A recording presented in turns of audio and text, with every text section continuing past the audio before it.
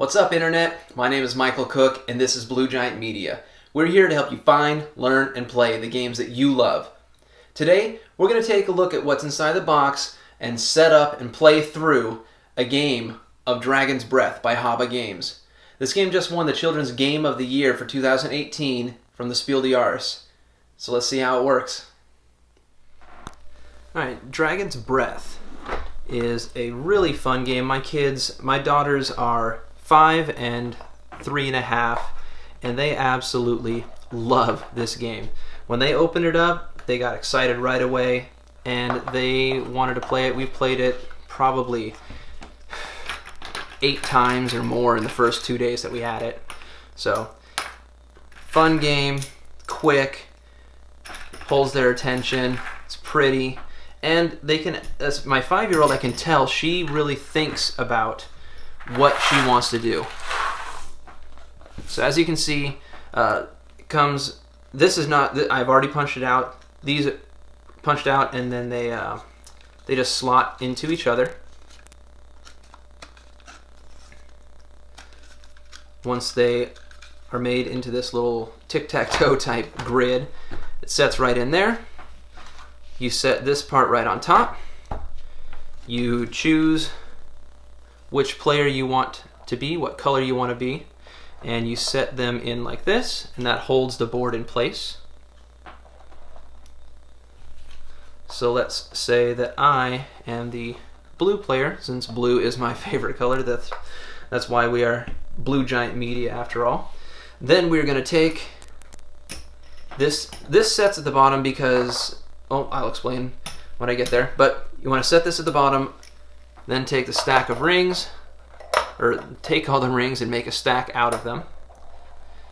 The only complaint that I really have about this game is that at this point, this portion of the setup is a little too tricky for my daughters.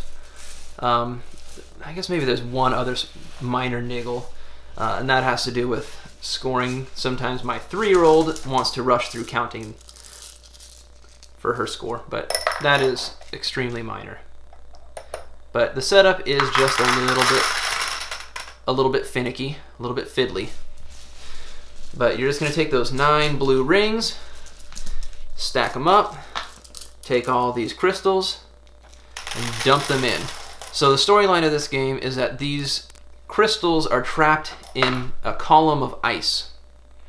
And what we are doing is we are a bunch of kid dragons, and we are trying to pick which color we think the daddy dragon is going to melt.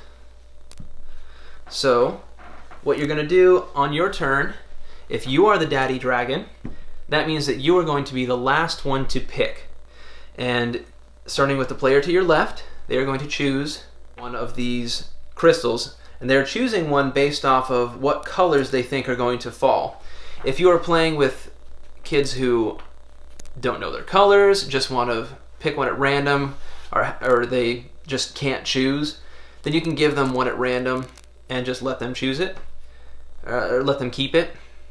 If you are playing with 2 players, your opponent will take one, you will take one, they will take a second, and you will take a second. So if I'm looking at this, I see, okay, there's some yellows right on the edge, this red's definitely on the edge, there's a couple purples here that might fall, but there's a bunch of greens here that, so you're just trying to kind of get a feel for which ones do you think are going to fall. And it's really hard to choose because these are not, they're not cubes. They have multiple facets to them. So sometimes they hold on in ways that you don't expect, which gives you just a little bit of that randomness. And sometimes the kids, my 3-year-old just likes to choose what color she likes the most. But I can see my 5-year-old, she looks to see what's around the edge or what color she sees the most of. And she already, my 5-year-old is, and she just turned 5 just a couple days ago. And she grasps how to choose what color. So in this situation, maybe I'm going to choose yellow because I think 4 yellows might be falling. And this would be what, maybe my opponent, let's say you can be my opponent. You have chosen to take yellow. And then it comes to me and I say, okay, well, there are a decent number of purples there. And then you say, well, green, let's go red. There's a couple reds there. Then I'm going to say, okay, well, hopefully a bunch of more of those greens fall than it looks like. Then on the daddy dragon actually takes the top ring and just picks it up. And if anything falls in any of these holes, it's gone, no one gets it. But in this instance, you, my opponent, are going to take your 4 crystals, and you will take them and you drop them into your little dragon's den there. And I will take this purple and this green, so I only got 2. Then the rules say that you can either take these that fall and just drop them into the hole, or you can put them right back in so that there's more opportunities to get points. Then the daddy dragon rotates. So let's say in this instance I chose purple because I'm seeing a bunch of them at the edge now. You choose blue because you see at least a couple of those. I'm hoping again that a bunch of greens fall, and at this point there's not really, maybe I think red's more likely to fall than, although that yellow, you're probably going to get 1 from either. So then the opponent would pick one up, and the rules say just pick it up. Some people might decide to go, oh, a whole bunch of them fell off. You can decide for yourself whether you want to call party foul on that or not. So in this instance, we've got 4 blue and a red. And then I got a whole bunch of those greens and some purples. So that did pretty well. My kids love putting all of their treasure down below. So we go over here. This opponent's going to choose purple. Then I'm going to choose green again. Then they're going to choose blue, and I will choose red. Then I'll pick it up. So 2 purple, 1 green. So because that last pull that I made before that one scooped a bunch of them off, not as many of them fell out this time. All right, rotates again. This time I'm going blue. Then you will probably go green. I'm going to go purple. You'll go red. Okay. So I'll collect my blues and purples, which did pretty good for me. And you're going to get your greens and red.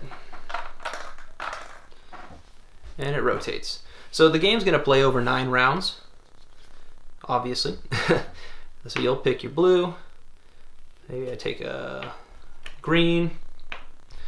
And at this point, you get the game. It is very quick because you're only going to be picking up 9 of these rings.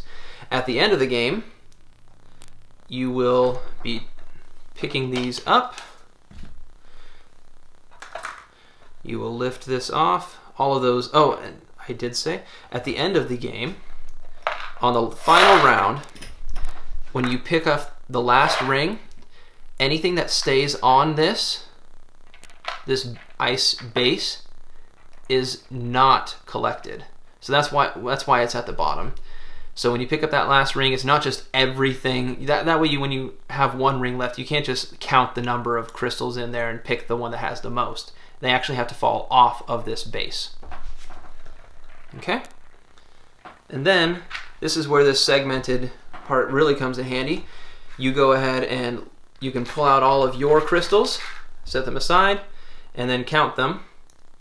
Opponent does the same, and whoever has the most crystals wins. Now you know what's inside the box and how to set up and play the Spiel des Jahres winner for children's game, Dragon's Breath, published by HABA Games. If you want to know how to set up, play through, hear a review, see what's inside the box of any other games, make sure to let us know in the comments below. If you want to know where to buy this game, you can look in the description below for a link to macronovagames.com. And if you're looking for something that they don't have, make sure to let them know so they can add it to the store. Until next time, we want to thank you very much for watching. Make sure to subscribe if you like what you see. And until next time, have a great day.